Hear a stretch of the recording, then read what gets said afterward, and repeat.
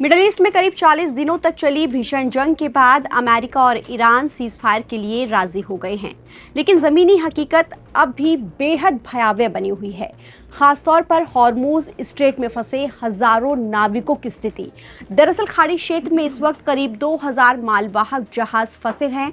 इन जहाज के 20,000 नाविकों के सिर पर हर सेकंड मौत की तलवार लटक रही है। हालात इतने ज़्यादा ख़राब हैं कि इनके पास ताज़ा खाना और पानी ख़त्म हो गया है या फिर ख़त्म होने की कगार पर है।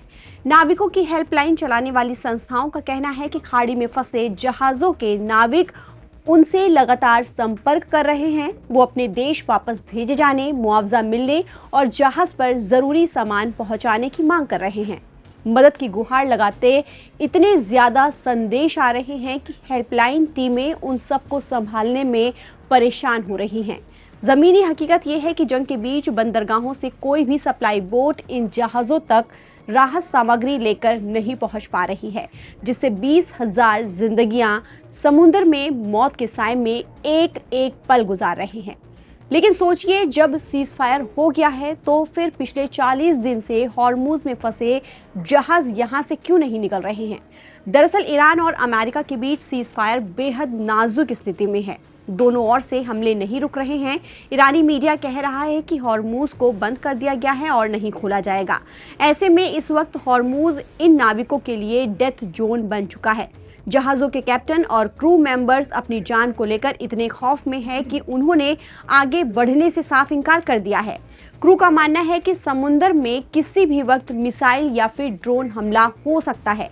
कैप्टनों ने अपनी कंपनियों को साफ संदेश भेज दिया है कि वो अपनी और अपने क्रू की जान को दांव पर लगाकर इस खतरनाक स्ट्रेट को पार करने का जोखिम बिल्कुल नहीं उठाएंगे।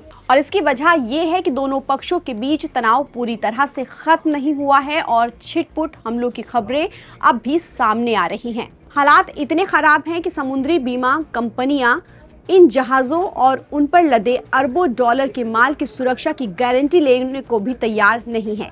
बीमा कंपनियों ने मौजूदा हालात को बेहद जोखिम भरा करार देते हुए कवरेज देने से हाथ खड़े कर दिए हैं। बिना बीमा सुरक्षा के कोई भी कमर्शियल जहाज हॉर्मूज से बाहर नहीं निकल सकता। बीमा कंपनियों के अलावा जहाज कंपनियों के मालिक भी डर के साए में जी रहे हैं। उन्हें मौजूदा सीज फायर या शांति वार्ताओं पर अभी तक भरोसा नहीं हो पा रहा है।